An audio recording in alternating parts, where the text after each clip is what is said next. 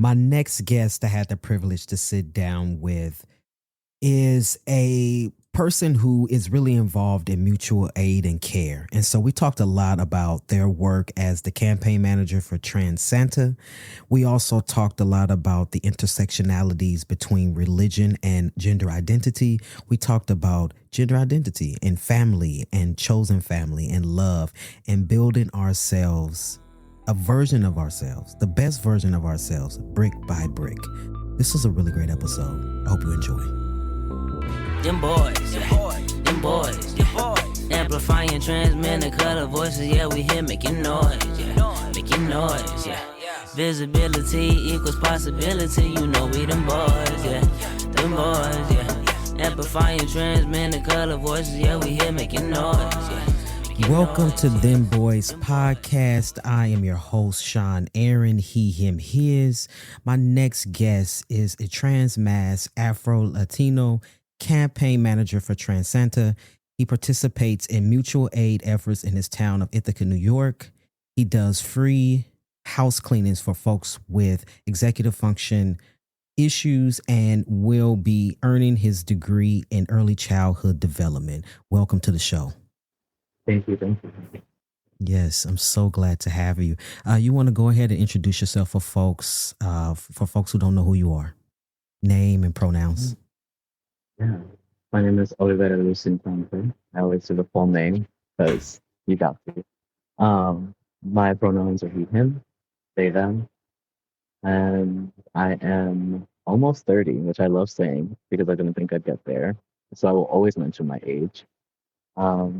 And yeah, I've been living in Ithaca, New York for 11 years and have experienced being someone very public and customer facing in my transition has definitely shaped me. So this is a crunchy town, and crunchy towns have their own unique way of messing with your head. But I've created a community here that I love and have created a life for myself that feels sometimes impossible. And I love that I got here and I want to share that story with people so they know that it's possible for them too. Amazing. And what is the out layer of Ithaca look like? Because I've never been there, and for folks who don't know, like the makeup of folks who live there. So keeping in context that it was kind of like a divide really of like students and what we call townies, people who live here, work here, and may or may not be associated with the 3 colleges and universities, most notably Cornell University, which is an Ivy League. Kind of controls half of the town, similar to the way that like Columbia exists in New York City, if you want a comparison. That is apt only in the descriptor of how much power the college or an university holds. And it is a majority white city. The students, when they come in and start, they double our population. So half of the people here are students. So it's very much a college town. We're pretty close to Woodstock. We have Grassroots Festival, which is in that same vein of like reggae, folksy. Often people call it like crunchy. You're thinking of Portland, you're thinking of Vermont and Austin, Texas kind of vibe. Neoliberal white people who have a very terrible case of cognitive dissonance and a bubble of like pink washing that allows queer and trans people some ability to find like ownership in their body, but at the same time contesting with a population that thinks they're very supportive and most often are not. There's a huge housing crisis here because of the college students that have a very different income bracket from most of the people who work here. And also it is a town that is like plagued with a lot of racism and a lot of housing injustice tied to that. And an addiction kind of pandemic as well, epidemic here, and contention between people who are in recovery and people who choose to judge them.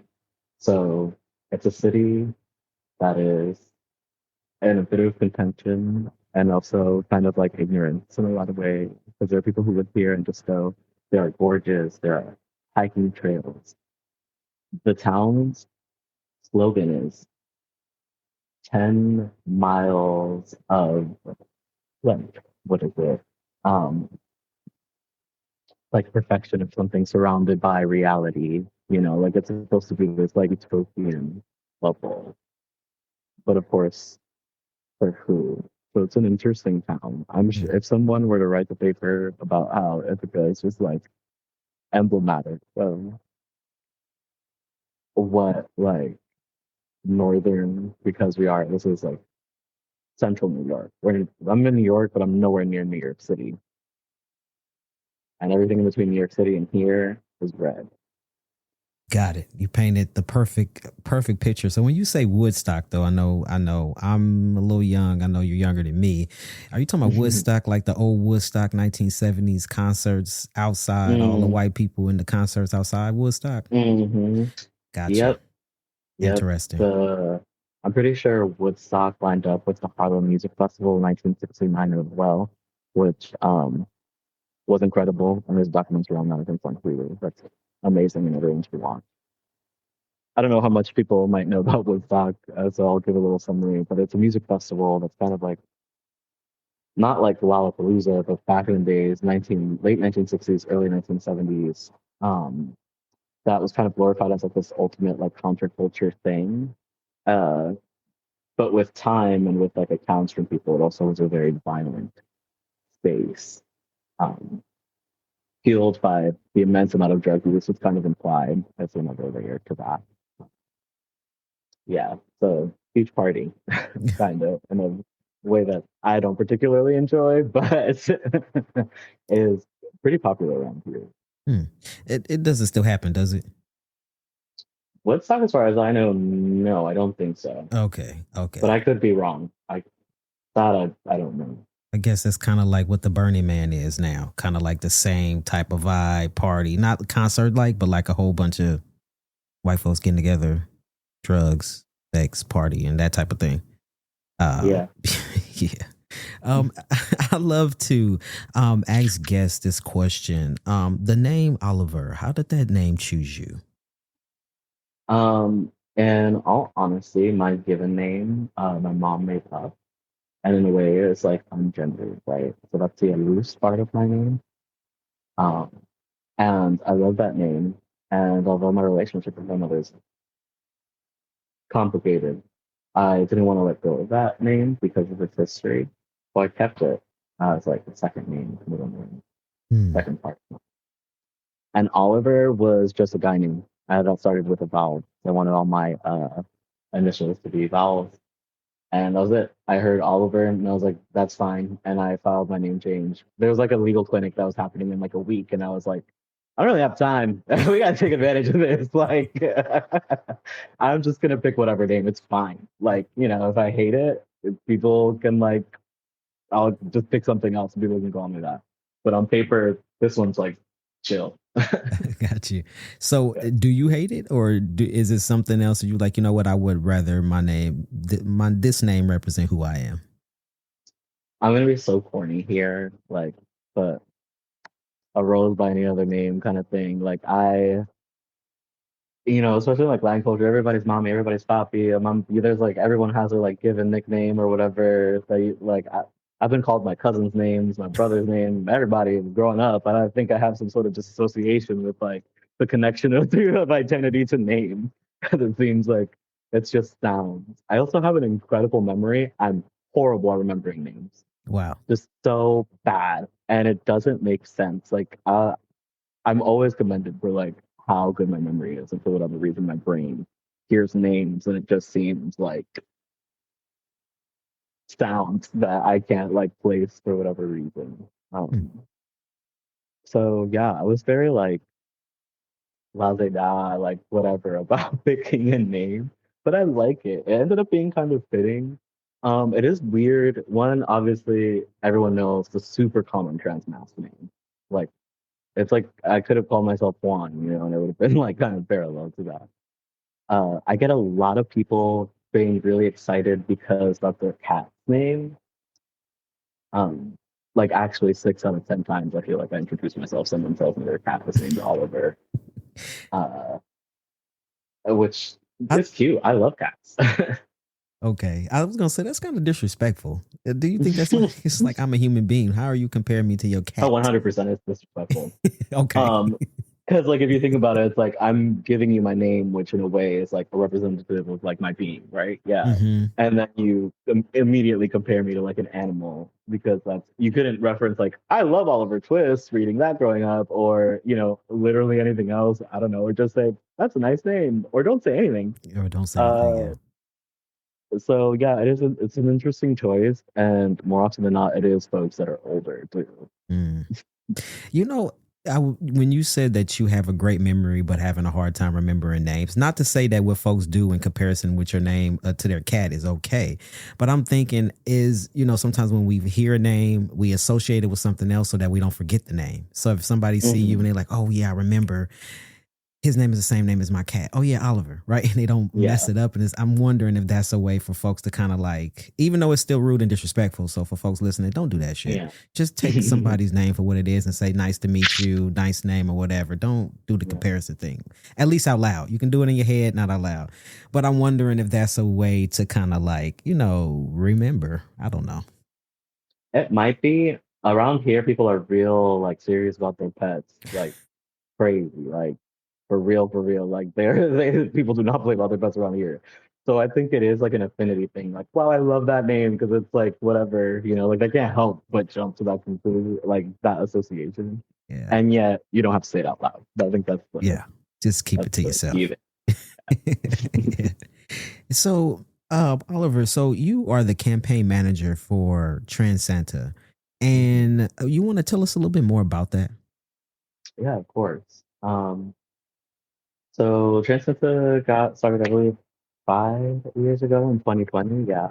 By Angie Moore, Chase Raggio, and Kyle Lampy. And, the intention was just we want trans kids who don't have support or are possibly houseless to just like feel thought about, feel cared for, have the opportunity to get things that they want or need during a time where, you know, trans people were kind of, I mean, we've always been villainized, but that's kind of when we started this like real uptick of public hyper visibility with the intention to be identified as like a particular other in a violent way. And of course, a marginalized group that more often than not doesn't get thought about is youth. So just in general, the struggle of being someone who is young, you understand who you are, and you try and come out to family or those close to you, and you get rejected. That's so isolating. And not everyone lives in a town where they can just like find community or figure that out for themselves. So the idea was when giving season, when everyone is willing to really donate and show out for folks and, put their money where their values lie, we ask, we call it the general holiday season, no association with really Christmas necessarily. It's for like, everybody. Like I said, I'm Muslim, so I don't have trans kids anywhere up to the age of 24 and under, write a letter to Santa. It can be an image, anything, a actually handwritten note, an art piece, a photo that they took, as long as it's original, no AI, no like grabbing from some other source. And whatever they want their caption to be, and it's attached to an electronic kind of like wish list that people can anonymously shop from and get those gifts to them by the time that, the end of winter, end of holiday season comes. It's just a way to feel cared for and feel loved and understand that. And also get your story out there, right? Like to be able to say whatever you want, understanding that the people on the other side of the screen care to hear your story, want to know that you're out there and want to give you something back for sharing that with us. So it's giving to us as a trans person who struggled, who does not have a family who accepts me, reading the experience of other trans kids speaks to the trans kid in me too. And it can, there's a lot that comes into that, but it is beautiful. I'm glad that I'm a part of it. Um, and yeah, it's as safe as can be. So again, everything is anonymous. There's no way for anyone to access like any of the kids' information. We just have everybody submit. Submissions end on the 22nd of September. But, that's when the real work comes of us posting the letters and people purchasing things. Kids get everything from like we've done power chairs, we've helped kids pay for like glasses, pay for, you know, school supplies. Some kids, they just want a gaming system or this or that. Some people ask for shampoo, like toilet paper. It's like some socks. Socks is a big one. All these needs that we know aren't met. And usually we do, several thousand letters a year, and everyone gets at least something. Whether it's us at the end of the year trying to like get something, at least one thing off of everyone.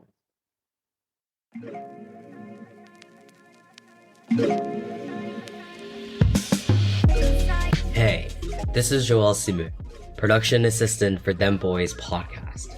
Here at Dem Bois, we are committed to amplifying the voices of trans men of color. We need your support to continue this important work. Your contributions make it possible for us to cover production costs, provide honorariums to our guests, and keep sharing these powerful transition stories. Ready to support? Click the donation link in our description or head over to our website at dembois.org. And remember, all donations are tax deductible. Through sharing, connecting, and giving, you're doing more than supporting a podcast. You're helping build a movement. Until next time, stay strong, stay visible, and keep telling your story. Every time I have a different guest, sometimes, I won't say every time, but most times when I hear folks telling their journeys or their stories, something is brought up in me from my own past. And I was listening to you talking about this and I was like, you know what? I actually participated in something like this in my own city. It wasn't called Transanta, but it was something like this. I had just came from being homeless and I just got my first place. And I put my lid and I love that you say it goes up to 24 because, you a young adult and you sometimes you just still need that love and support, right? And so I was probably around that age. I probably was like 19 or so, moving into my first place. I filled out and I had just got into an apartment, but I wanted a microwave. And so I put in that I really needed something to, warm up my food. And so one of the gifts that I got was a microwave. And so knowing how important this is for folks, and it's like, I'm not asking for a PlayStation. I'm not, kids are not, I don't know what folks ask for, right? But it's like, I'm asking for some socks, right? I'm asking for some toilet paper. Like this is things that folks often take for granted of something that somebody actually needs, right? And so I want to ask you, like, first of all, what exactly in your position as the campaign manager, what is your position entitled? Like, what exactly do you do for the program? So we're processing these letters like most online kind of like what you guys do in Dem Bois with providing like support for medical funds. There's not necessarily a verification process, but we want a trans person reading these letters and sorting through them. We do get spam, we do get all the hateful whatever things you can imagine. So part of it is reading through that, and then I do behind the scenes techie things that I'm not allowed to speak about because we don't want like spam and hateful groups to understand our process totally.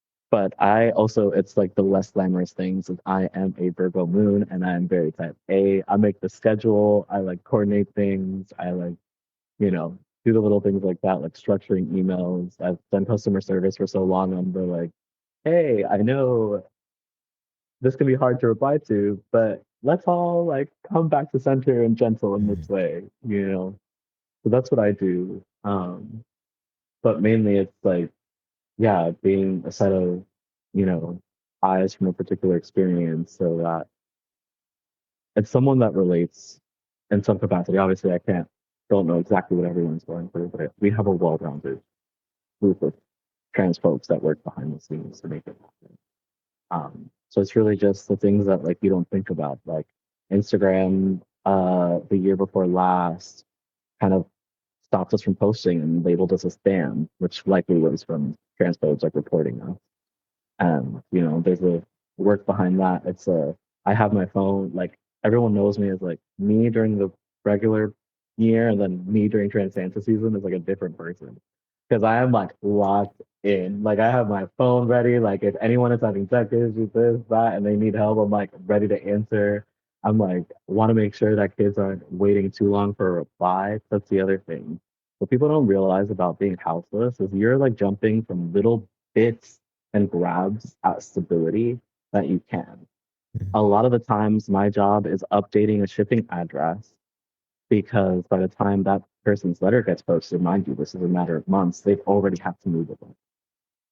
So it's kind of, in a way, clerical, and also we try to connect kids to different resources, and let them know about different programs that can help them. So there's a lot of like things that we've kind of, support in all the ways that we're capable to, and think about what other ways we can like think of to be a support for the kids that we're serving. So did you say that people sending hateful stuff? I think I heard you say that. Yeah, for sure. Yes. We have had groups that basically intentionally send in false letters that they kind of like plagiarize from past years, or basically write whatever weird story or something. And you can tell because it's like, the writing, other things, whatever, or we'll get like, 5 of the same letters with like one thing different, and it's just with the intent to not have funds go towards actual trans kids. Like they're taking resources by submitting a letter, and that's like their goal. We actually found that out like through like a bunch of kids have sent us like this Reddit thread, like encouraging people to falsely submit to trans kids. It's so wild to me. And so what is the response that you get to folks once y'all discover that though? That's nuanced.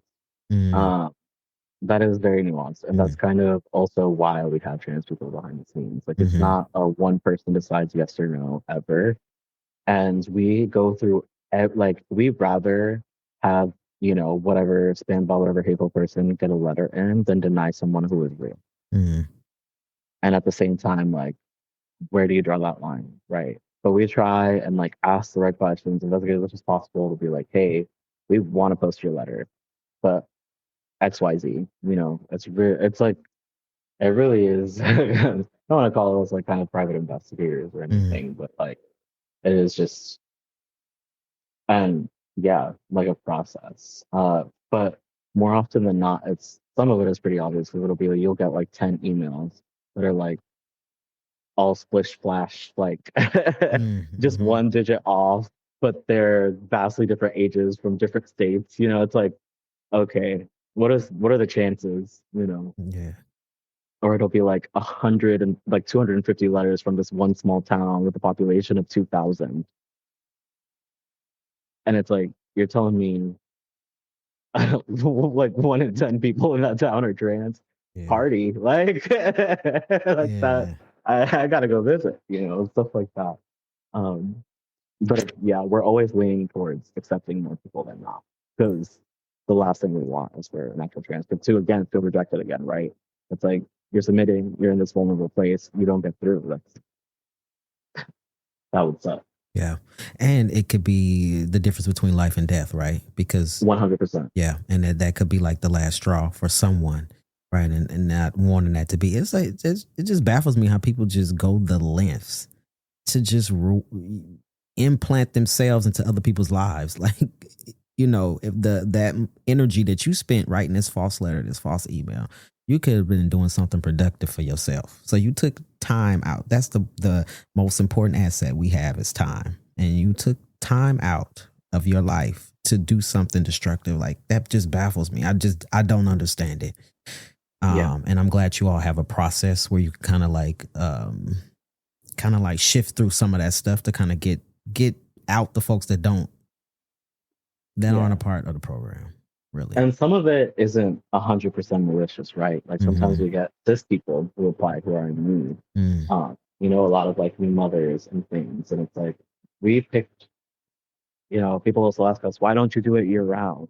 We're not the funds for that. Is kind of the biggest thing. The system wouldn't like really work well. It would be emotionally very taxing. It would be like an overhaul that would be so ginormous. And the whole part of like what we're trying to do here, of course, is like keep it so that it is acceptable. We're choosing, you know, trans kids, prioritizing kids who are houseless, homeless, in need, unaccepting, like moving, you know. And if we can, like the reply in that case would be like, hey, you know, we're sorry that you're in need. We are not like, you know, this isn't what we're doing, right? The point is we're trying to help trans kids because they are underserved. But here are some programs that we do know of that you would qualify for. I definitely So that's understand part that. of the work.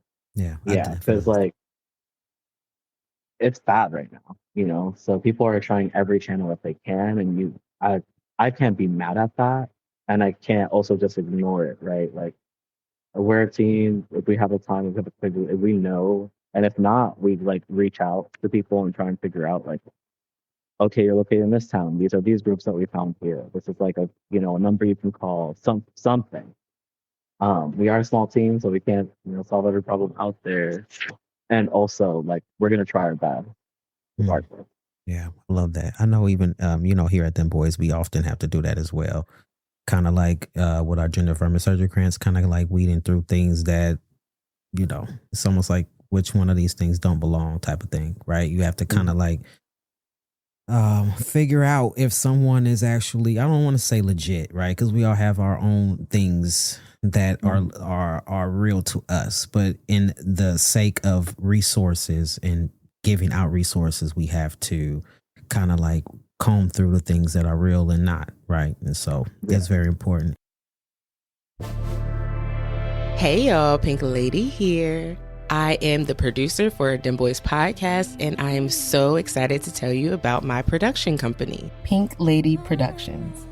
We collaborate with creatives like you who are driven to share your message by launching your podcast from A to Z and coaching you through the process. To learn more about our services, check out our website at pinkladyprod.com.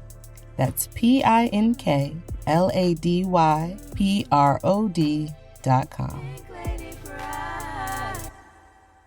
I want to ask you, so how is this work with the Transanta? How is it connected to things like family, romance, mental health, healthcare, for not just for the youth that you're providing these services for, but even just for you? I mean, for us, it's also, of course, like I was saying, an exchange, right? Of like hearing their stories, helping them out, but also like their story. These are real trans kids and people with various experiences, with variants, and what they're telling us. Sometimes it's couples applying together and going, we both came out together, our family didn't accept us, and we're trying to build a home together. It's, I've been having a hard time struggling. We've like partnered with like BetterHelp to provide at least a few free sessions to whatever trans kids want, that as a service. This far in like connection to like bigger companies, but whatever service that we can offer, even if it's a band-aid at the time, we're gonna do that because sometimes, like you said, it's life or death in that way.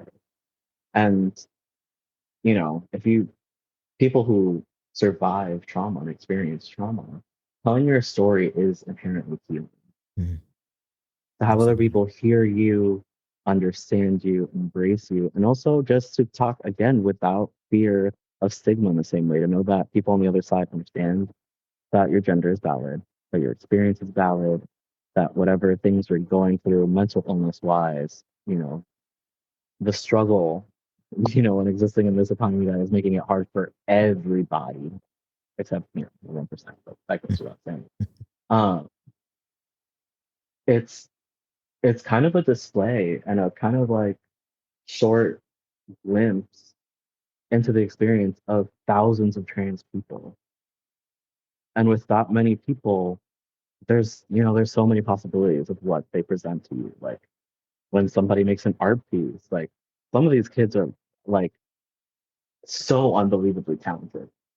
Um, Allies for Arts, a parent non-for-profit that Transanta runs through, also does like a Transanta like writers like program where students can start, because some of these letters were so well written, right? So moving, so incredible, that we wanted to encourage that writing, in another way. And they get books, they get stipends. It's like a great thing, So we're always like expanding in these like little steps, but like to bring it back, we're bearing witness. So you don't know, like you don't know what you're gonna see, you don't know what you're gonna find out. And it is hard to, you can't read every single letter. I know not everybody's reading, 3,500 letters. So then that's another thing, is like you're seeing what you're seeing, you're interacting with the letters that you're interacting, able to, purchase what you're able to purchase. And also, like in a tangible, connected way, if you're like an ally, right? That might be the most intimate interaction that you have with a trans person. You might not have a trans friend, family member, coworker, whatever. Well, you probably do, you just don't know. And participating in this, how could you not humanize that other person, right? Because allyship is one thing, right? Like mentally accepting those values, going as far as like buying a gift, right? Or just interacting with us, donating. But it becomes a different step to like be connected. And we get thank you notes all the time that we post anonymously so the Santas can know, like, this is the person that you helped. This is what happened because you did this. And this is their life. We're not just a tabloid. It's not all these adults that are doing this nefarious things and are, the way that we're like villainized. It's like, we're kids too. Everything that everyone else is experiencing, trans people are experiencing too, and at different rates. And I think that this is like, it's as real as it can get for that people have like access to. The one thing that all trans and queer folks, adults, have in common is that we all were once kids, right? And so I want to ask you, is there a part of this work that makes you feel as if you're feeding your younger self? 100%, 100,000%. I am one of those people that was like, I knew, and it's funny because there's this great big like birth story, as a planned baby.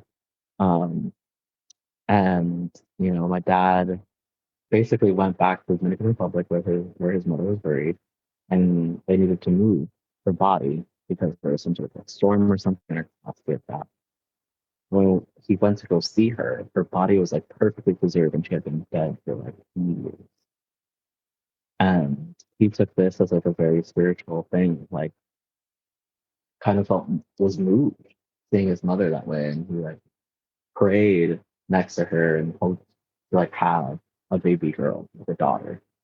And my mom, who was definitely not trying to get him a kid at the time, was like moved and was like, wow, my dad wasn't the best guy. She was like moved and I was like, wow, he's changed. Like, look at this, like, belief. I've never seen him like on his knees, like, praying to a bigger thing like that. And very short after, my mom was pregnant with me, and everyone was like, a girl, a girl, a girl. My name Eluz is built from, the matriarchs in my family. All of them have like the letter E in their name for several generations back. So that's the E in the front. And my mom's name ends in Luz. So she put it together as Luz. And she always talks about how she thought so long for my name and like so proud of what she came up with. And my brother, my older brother, who was 7 years my senior, really, really wanted a brother. And he prayed so hard for a brother. And I think the prayers of that innocent child are a little stronger than my trifling dad. So I think my brother's prayers got won. answered. He won that one. And they always say like he saw you and then he got over it and he was like excited for you anyway, even though you were a girl. And I'm like, maybe. And my like fantasy of like what the world is, I think that my brother knew. Um, and yeah, and that's like the cute little origin story, but then there's my lived experience. Like I did not have a good childhood, but I was on the internet very early and was lucky enough to grow up in New York City. So I was exposed to a lot. I grew up in Hunts Point, in the Bronx, by the Green Line on the 6th. For those of you who know. And I had to grow up really fast. I was the kind of kid that had to be a parent to my parent. I'm still a parent to my parent, unfortunately. Eldest daughter in a, Latin family. Started puberty very, very early. Was hypersexualized very, very early. I didn't feel like I had a childhood. But I always say, like, when we start living in our truth, when we take that step, we're starting all over again. Like, and that's a topic that's spoken about all the time. Like, we talk about like queer babies or like trans babies that like dress like, 12-year-old, whatever gender of their choice, because they didn't get to be that 12-year-old, gender that you are. I shouldn't say choice, but like what your actual experience is. And also, I really like, I don't know if this is like a common experience, but I understood that there were trans women.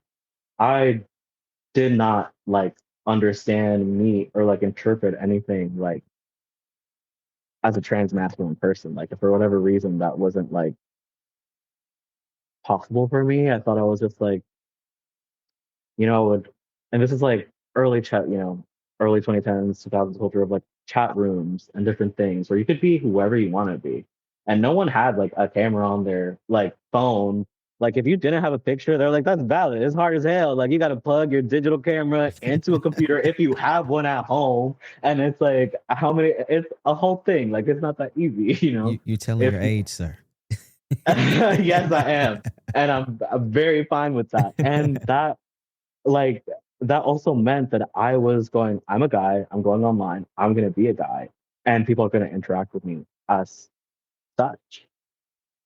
And that's good and bad because, again, the internet is the internet. But it still was like, again, an opportunity to be like, oh, it's possible, actually. I went to undergrad, met my first trans masculine person, and was like, oh, okay, I am not crazy. This is not weird. I'm not the only one doing this. And I watched Catfish and Boys Don't Cry in the same like 2-month period, and I'll never be okay about it, quite honestly, because some of those Catfish episodes are hella transphobic. But that's a whole nother topic.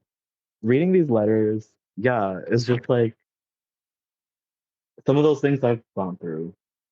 And also, again, we exist. Like we're so much here. It is natural, like to hear the stories, to bear witness, like, and to know that I'm working with a whole team of people who care about these kids. We're seeing all these comments, all the support, all these hundreds, thousands of like people that are deciding to validate the experience of these kids. And that's what I always wanted. That's what I still crave, from family. It's just like the acknowledgement of I'm here, I exist this way. And it is as complicated as any other life is.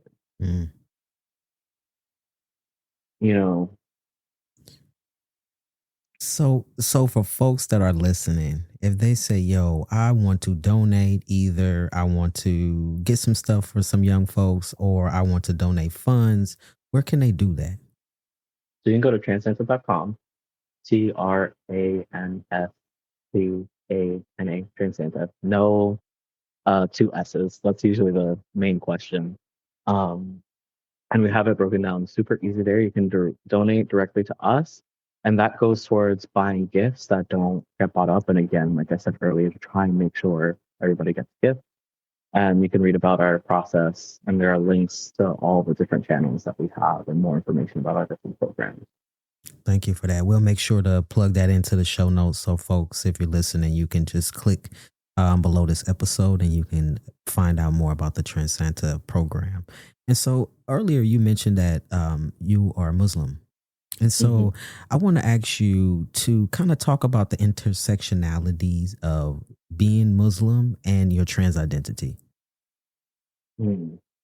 So I was raised evangelist Christian, going to church multiple times a week, whole thing, speaking in tongues, studying, being like, I can find that chapter in the Bible faster than anybody else. All those games we used to play, everything. Like, I would sing. I never sung on stage because I'm very like, me doing this is very not my character. I'm usually not a front, put my face out there kind of person. But you're doing great. Thank you. And that was a very specific experience that a lot of Black and brown people have, queer people, trans people have. And I felt a lot of love in that space. And this is the hard part, right? A lot of love. And also, the other side of that is they're having to hear what, we know Christians are saying about queer and trans people, but I don't really want to vocalize out loud because we know. And I, in college, took a Islamic feminism course. It was taught by a hijabi woman who was brown, and the sea of white professors, because the history of Islam, all these other courses on, Islam culture, history, were all taught by white men who were not Muslim. So I was like, I'm taking her class. And there's Jewish feminism, insert any other religion feminism, that often flips the script, right? We understand, I believe and understand in my core that religion has been manipulated by those in power to mean something different over time. And that different is to something that we don't always have access to. So a common, thing in that is translation, getting lost in translation of what certain things mean, what the possibility is. And I obviously am not very orthodox. People can't see me, but most people would look at me and probably not assume that I'm Muslim. And in the same way, transness has always existed, untouched and touched by imperialism and colonialism and white supremacy. We know that there are so many cultures. This is something that gets repeated over and over again, and we're getting to see more of, just the history of transness and what that could possibly mean, and how being trans and the word trans is new in this ubiquitous way because it's been a giant umbrella term that we know has existed in smaller, more specific fractions, right? And in the same way that I made that choice to construct my own self and build my version of what being a man is brick by brick, in that same way, I built my faith. And both are tied together for me because it was through my faith that I came to accept and understand that I am exactly as my Creator intended me to be, as Allah intended me to be. Inshallah, I will keep, knowing and growing into a different version of me that is closer to what my beliefs and what my faith is. Especially right now, I'm experiencing the violence, the intentional misrepresentation of those two parts of my identity. Trans people are under attack, Muslims are under attack. And they are both tied, and that it is racism, white supremacy, and the systems around them, that it all feeds into each other. It's all connected. They're not separate from each other. And to hold both of those internally and know within myself, because I'm experiencing it, that they are tied and work together. And yeah, and I stand on that always. People always, I have some friends that are so surprised and forget somehow. And it's there's no one way to be Muslim. There's no one way to be trained. And my worldview has been very much based on that. I love how you say you built both your religious beliefs and your identity brick by brick. I love that. And so not growing up as Muslim, so having to learn yourself, not being socialized as male, so having to learn yourself, right? And so just to be, it's pretty much like you started with a blank canvas and you spoke life into yourself and you build yourself up into who and what you are now, right? And so I want to ask you, like, is there anything, I don't know if I should say advice or just any bit of wisdom that you would like to tell folks that are listening about your intersectionalities, right? About being Muslim, about being trans-identified, that somebody may listen in, right? That's neither or, right? Is there anything that you would like to say to folks? I have always resented it gets easier. And hold on, don't turn away from me now. Because in a way, yes and no. And the thing is, like, things have become easier to manage, and I've fought for myself. And there are parts of me that when I'm fighting, I don't want to fight. And it isn't easy. And I don't understand why all this violence exists and why it has to be this way. You know, like, why does it have to be so hard when, in the grander scheme of human history, not too long ago, we weren't doing this version of this, and yet we're still here. And yet so many of us continue to choose ourselves and others around us and keep moving forward. I know that I am here and I matter and I am loved. Even when I don't totally believe that, I remind myself of that. Because I wouldn't have gotten this far if that weren't true. And sometimes things do feel really lonely. But and all of these billions of people, there's someone else like you out there.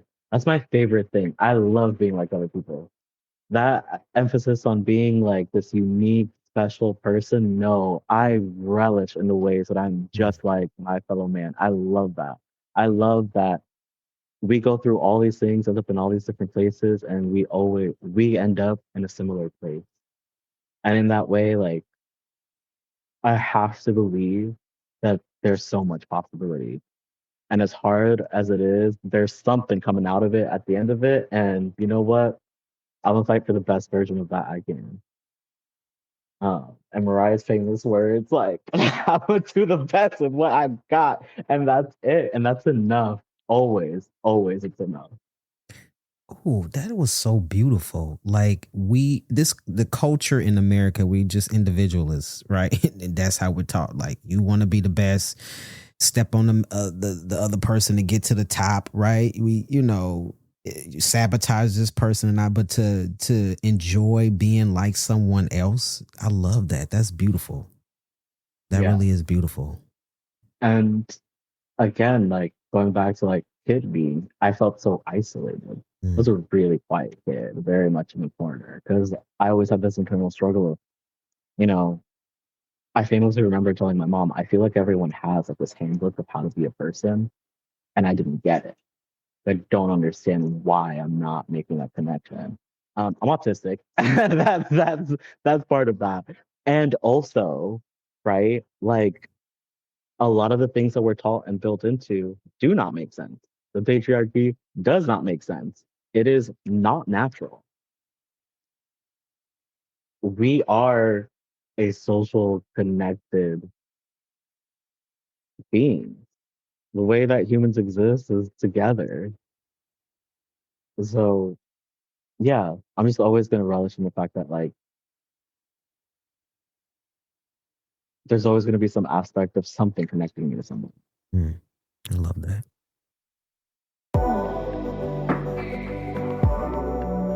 Thank you for tuning in to this week's episode. So from whatever platform that you're listening to this week's episode on, please be sure to give us 5 stars. And if there's something within this episode, whether it's the guest or something that I said, or maybe the guest said that resonated with you, be sure to go and leave us a comment on this episode or leave us a comment on the show.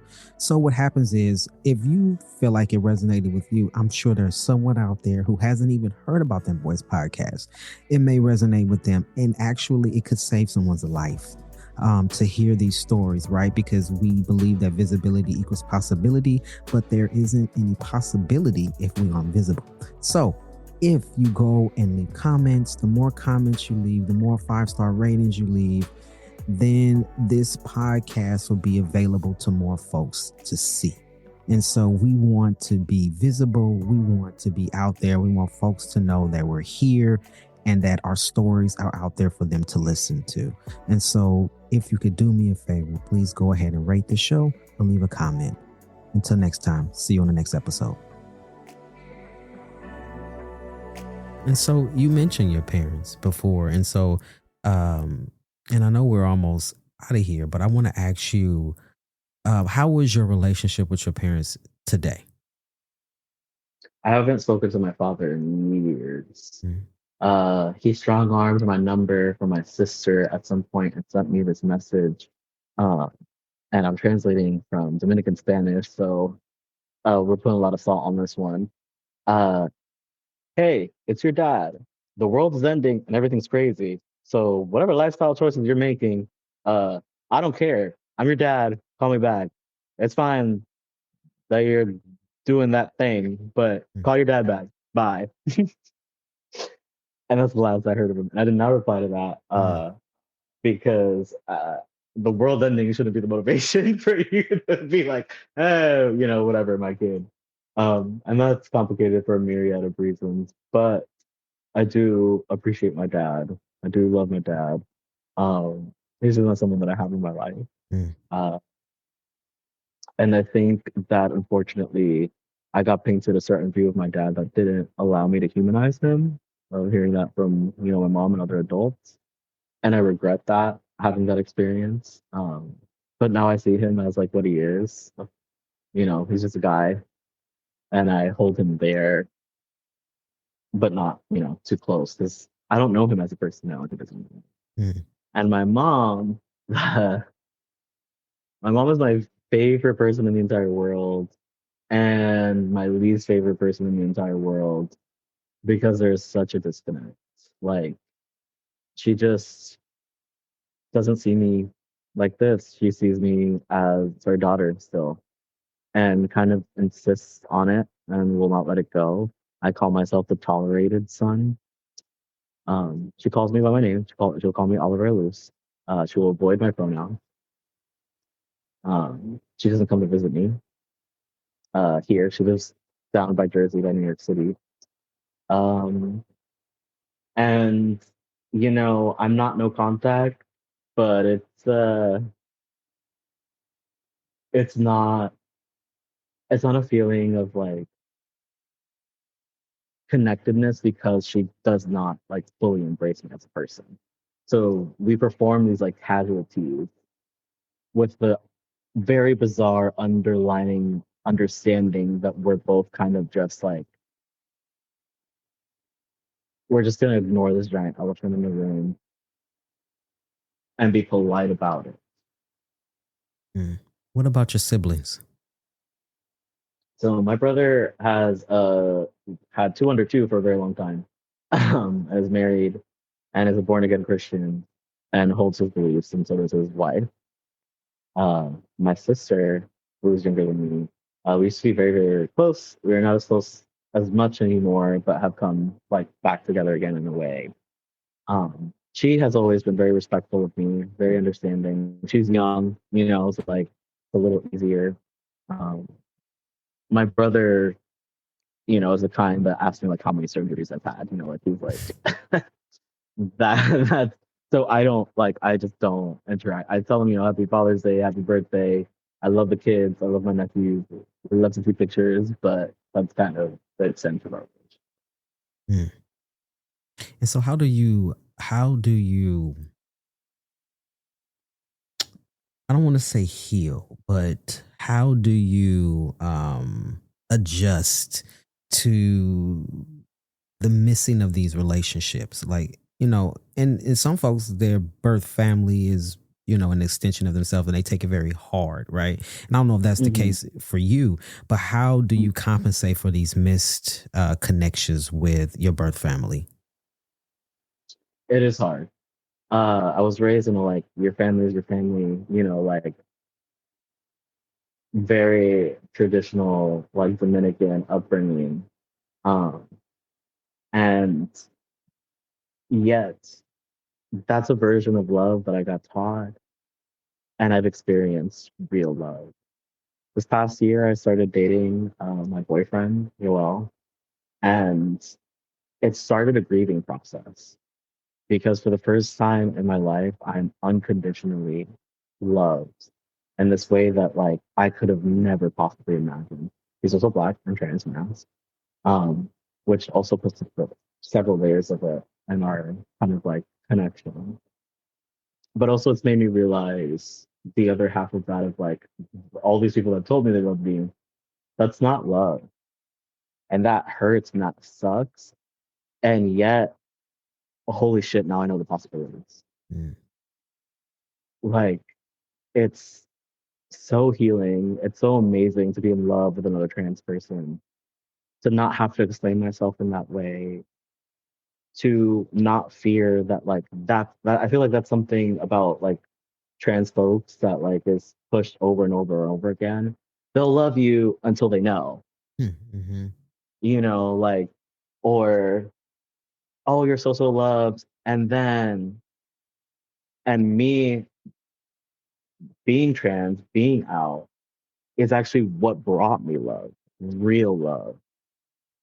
Because that love before of oh, I love you, but now you're trans, that's not love. It never was. Even if you weren't trans, that wouldn't be love. Mm. And I hold that belief firmly because we are still people. We're still a person. We're still those, And I just feel I am healing now. And one, that inner child, the experiencing, seeing other trans kids have opportunities that I couldn't even imagine were possible. And also being so wildly head over heels, feeling like rom-com, but also it's complicated and we're humans and we know that, and yet we're still gonna be like, okay, let's ground each other. Like we're imagining a future, we're imagining what family could be like in this version of love.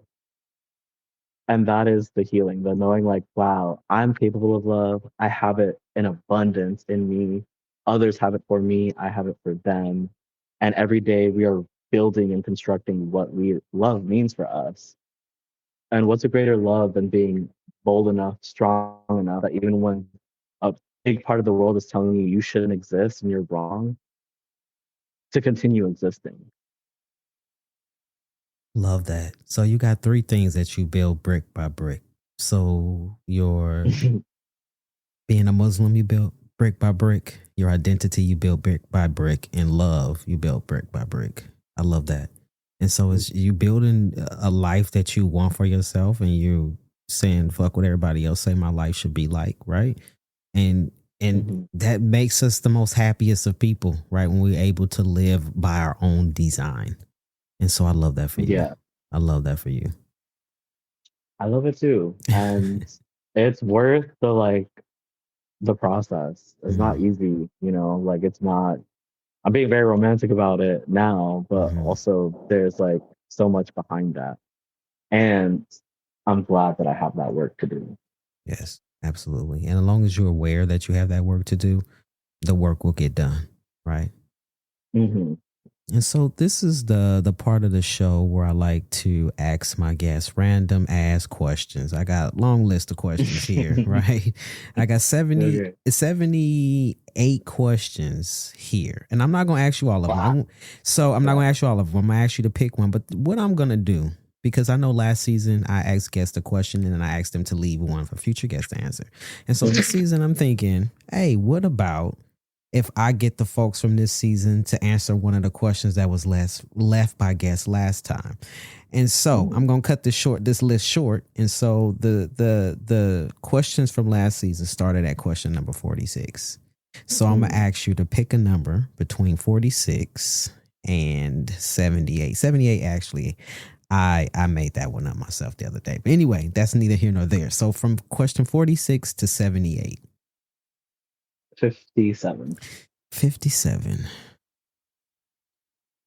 So 57, this is a question I made up as well. So 57 says, what food don't you agree with, contrary to popular belief?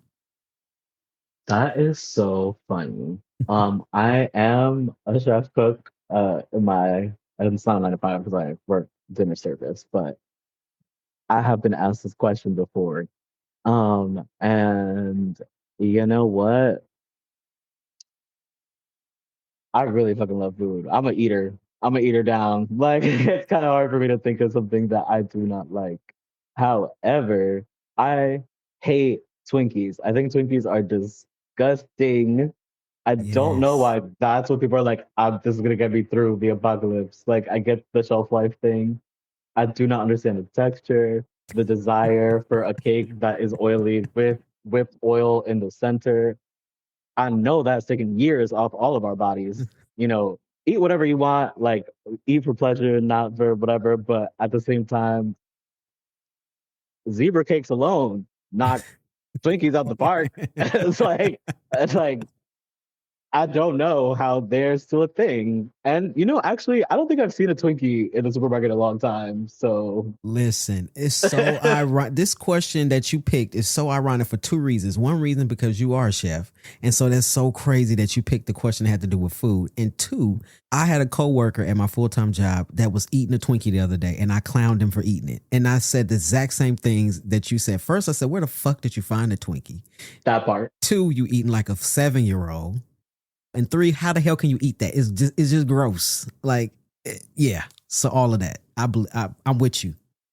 Like, shout out to people who suffer from AFRID and other things. You eat your safe foods, babies. If Twinkies are the thing for you, I'm not talking about you. Everybody else who can make choices and chooses Twinkies, I am judging you. Yes. I am judging you. Make better choices. Yo, Oliver, it's been such a pleasure to have you here with me. Is there any last bits of advice or words that you would like to say to folks that are listening? As hard as things get, as dark as things get, there is still so much that people are fighting for. So people are fighting, and you can make the choice. There is a step that every single person out there could take. It doesn't matter. Like, just you have to make the choice to fight. That's where we're at right now. And whatever way that makes sense for you and you are able and it feels like that's the thing that you need to do. And also, you can have no idea what that is. I'm going to tell you, there are people who are already doing it and are happy to hold your hand through it. Connect to your local community. Humanize the people around you. Understand that everyone that walks past you has their experiences. And regardless of everything, you also are valid. You are beautiful. There's someone who cares about you. And if you really think nobody cares about you, you can care about you. And reaching out to local community, being involved in volunteering, mutual aid, understanding, for me, my religion is my religion. People can hold whatever systems that they have, but we're making choices every day. Stand strong in your choices, hold on to your morality, and remember, like, we're worth fighting. I love that. Oliver, thank you so much. Them boys,